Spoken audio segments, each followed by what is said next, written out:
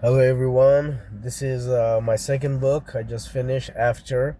Now I actually wrote down some notes. I don't have the note card with me because I have a lot to share. And heavy spoiler alert. Why is it? Why is it weird? Heavy spoiler alert.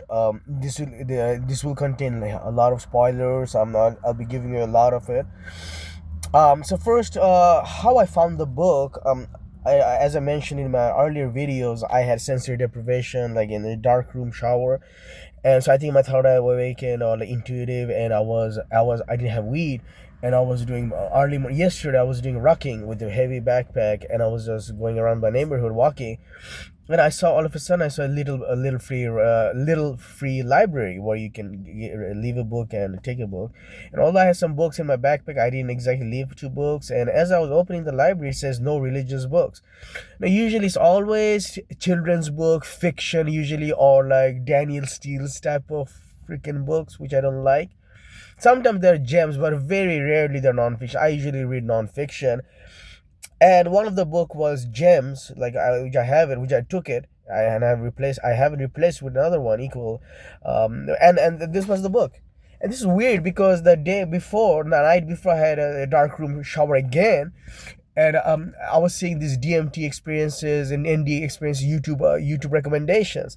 So it was weird that what are the odds that the next day, falling again after sensory deprivation, I stumbled into this, and it was almost like standing, just waiting for me almost. And it said no religious book, but it's not religious, but it's like I found it in a weird way, and then and I loved it. I loved it. It's 8 out of 10. It was 10 out of 10 when I started. Being a little laborious after it, Mr. Bruce Greyson, MD. It became a little bit repetitive after it, but it's a good book. It's not a 10 out of 10. It's not like you can read again and again, but it's a good book. A lot of long paragraphs. It became laborious, and when I did it, my first book, Zen, teaching of Huangpo, it was like one and a half, maximum 1.5 hour job. This one took me a freaking 6 7 hours probably, or even more. It was very, it should have been a one. I mean, now I have to find a book which I can easily finish in a 1 hour 2 hour, like a movie. I'm gonna sit down at a spot and finish a book. That's what you want to aim for. People think the reading book takes time. No, it doesn't take time. This is a probably 3 hour 4 hour book, or even shorter, because I mean, how many minutes are you gonna spend on a page? Freaking 1 minute, 2 minutes, even 1 minute. It's like 200. Yeah, 200, 220, 40 pages. So about 3 hour book, but I just broke it into too many sessions. Whole day I read. So one of the things I learned is that when you want to read, like, you don't want to leave it to the end of the day. I mean, unless, because that's when you have low motivation, lethargy, you want to wind down and you want to enjoy. So early morning, before I have my lunch around 11:30, 12, I don't eat breakfast. I don't eat breakfast. I eat other than caffeine or like Gatorade or something. I have Gatorade in the bag. So yeah, so the first part was how I found the books, and I wrote down the notes, and second one was the how much, yeah, 8 out of 10, and the third part was how I read. So I have unlimited hours, like freaking, at least, even if you sleep for 8 hours, even if you do an 8 hour shift, you have still have 8 hours left. With 8 hour freaking, if you have 16 hours a day to kill on Saturday, you can fucking finish the Tolstoy. It's not that it's not the length or anything. The point is the discipline to sit down, not let your mind wander, not read it not wander around. It's like hiking. It's like, imagine you have to go for 1 hour hike. You can just sit there and just mull over a rose for 30 minutes and go another place and mull over some fern. No, you need a pace. On the other hand, you can go too fast. Sometimes I think a problem with some of the boring, well, quote unquote, not really boring. I was just going too fast. Okay, that's 4 minutes in. I still haven't touched on the book. Now, though, I'll say this much: what I loved about the book was the historical reference. It's not too modern. Like, it talked about ancient Rome. I forgot the guy's name, Confucius or something like Confucius or something like that. He was the first one of the first guys to talk about NDE. It talked about, there was a very fascinating part about a mountaineer who had an NDE, and that's one of the things I really want to talk about. When he had an NDE, his mind became hyper logical, super duper conscious. He was aware of everything, logical, like Sherlock. Sherlock monologues. There's this freaking almost a 1 page monologue about how his mind was like slowed down everything, and it's zazen almost, like, and his mind was saying, if I fall from the he was falling from the wall mountaineering, if I fall right when the bed of snow was there or not there. Like he could adjust himself so he doesn't die. He knows. I mean, that's fascinating. Like how mind becomes ultra logical, and like almost like you can stop and like, anyway. So I love that part. Here's the kicker. That guy, and he said, is it the time slows down? Could he have could he have inspired Einstein? What the and then lo and behold, it turned out in the 1800s he was Einstein took, I think, two or three, I think two probably, I don't know, you just look it up. Hammett or some guys, that was his name. He took classes from him, and he said there was some, he loved those classes, Einstein. So who knew that he could have been profoundly inspired by that guy who had NDE himself. Another one, that there are three times it made me pause. First time was when this, actually there are a lot of heartbreaking scenes that people feel like when those guy was punching another guy, his truck fell on him. But before that, that's how he had an NDE, and then he realized that one day he was punching this guy. He got punched first, slapped first, and he got on and he punched him 32 times. And he from the, and this is a very common thing. Like it makes your empathy, like Powder movie, from other person's point of view, eyes, you shoes, you see what it was like. So those are kind of tough read, because I know I haven't been a good person. Like I've been screaming, like whatever, shouting, whatever, friends, family member, whatever, and I don't like. And so it's like I don't. I'm not looking forward to a fucking life review after death, man. No, I don't want to see what I don't want to see it. But it makes it very non-judgmental, like neutral. So it's they're not like. So it's like they're not emotional attachment involved. So anyway, so the first one was this guy. His father died in a farm, and he carried him on his back, and came, and it was very depressing, this farmer. And then his mom also died, and he was drinking, and he took a shotgun, and he was about to off himself, and fall right where his mother's breast was. And I that was very touching. Like he was so depressed, but he still wanted to like off himself, so that when he died, his head fell on the mom's breast in the tombstone or graveyard. And but instead he shot his he shot his half of his face off, and he survived. But and he changed him. But that made me pause. But the one that really blew my mind was like another kid. He mowed his aunt Gay Grace Gary Gay, I don't know, forgot her name, aunt something, who had some weeds or something, and he was like, and his father told him to mow, and he was in a bind. He didn't want, and his aunt, like a neighbor or whatever, didn't want to want that have weeds to be mowed. But he was like, I was feeling malicious that day, and then he did it. But later, when he has ND, he went back to this random weird scene, and he became so super heightened consciousness. When he went to the scene, he realized he was malicious. But what struck me was super consciousness can elevate, become so great, so heightened, so magnified. He was like super duper conscious state. Like he knew exactly what temperature of everything was, the texture, but he knew how many mosquitoes were in that scene. That just blew me away. Imagine transforming consciousness to becoming, making it magnified, so powerful, wherever of everything, like godlike. But that's what we humans are impressed with. Well, what God was trying to teach him, what God or whatever deity or NDE was trying to teach him, was that he was being malicious. Like, and I don't like that. I don't like the fact that he's kind of judgmental, even though it's not judgment, it's not judging you, but like ultimately, like there's some, yeah, it's kind of binary, good and bad. Like either you are a dick or you aren't.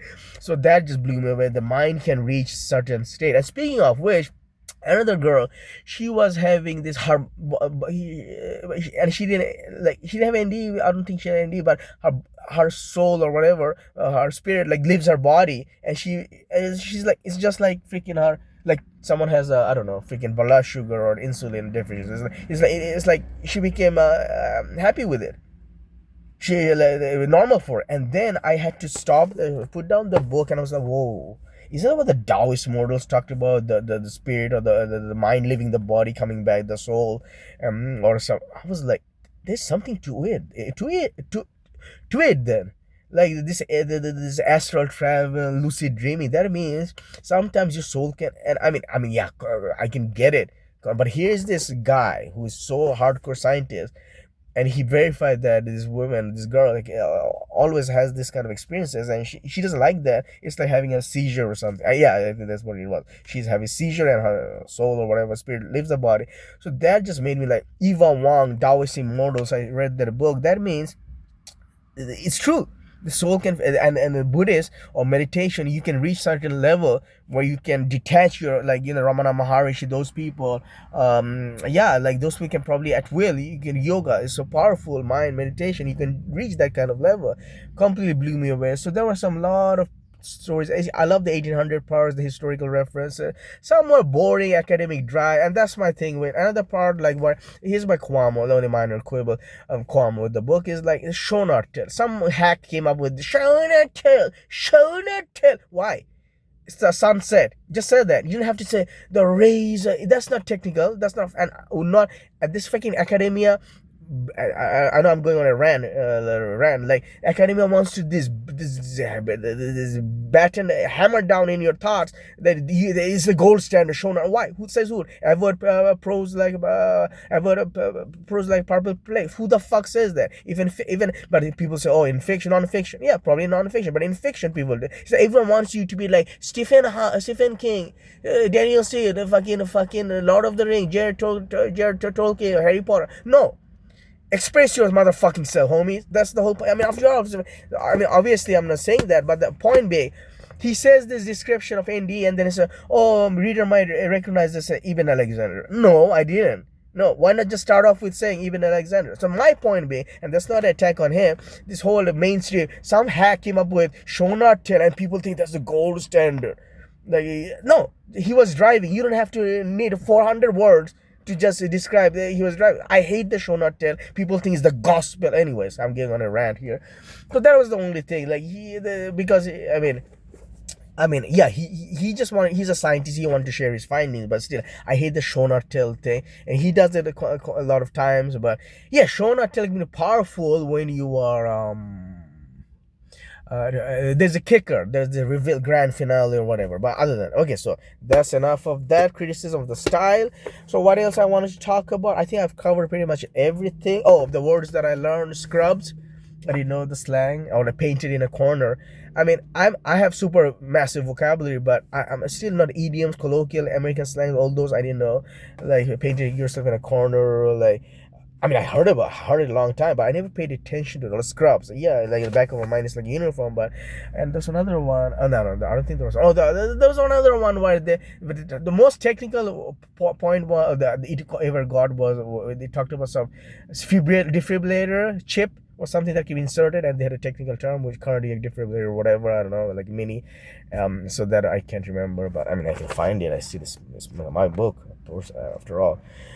So I think I pretty much covered everything I wanted to. So yeah, those mosquito scene, the fact that soul can leave your body, yeah, yeah, it's an 8 out of 10, and so and that's the thing with hiking. Back to hiking analogy, I don't skim, but I extract information from the boring parts, and I start off with linear, line by line, and then sometimes you fly. You're flying, you're just absorbing everything, you understand everything. But yeah, so the thing is, for my next book, I'll try to keep it under 150 or 180, so that it can be a breeze. I can kill it in 2 hours. But other than that, I think I pretty much cover everything. Yeah, all the it got a bit repetitive at the end. I mean, it's kind of like a 300-page book too, probably condensed into the 240. But a lot of long paragraphs. Other than that, it's a good book. It's a good book. The timing was amazing, and oh, another thing that I don't understand why he didn't dwell on it. It's not like everyone's having NDE.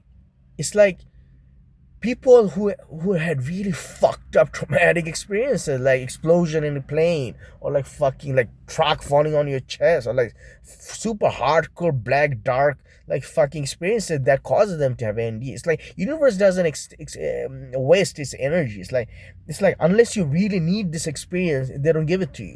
It's like and he mentioned briefly once about DMT. Yeah, similar to DMT psychedelics. Right here, DMT on page 110, one of the odds.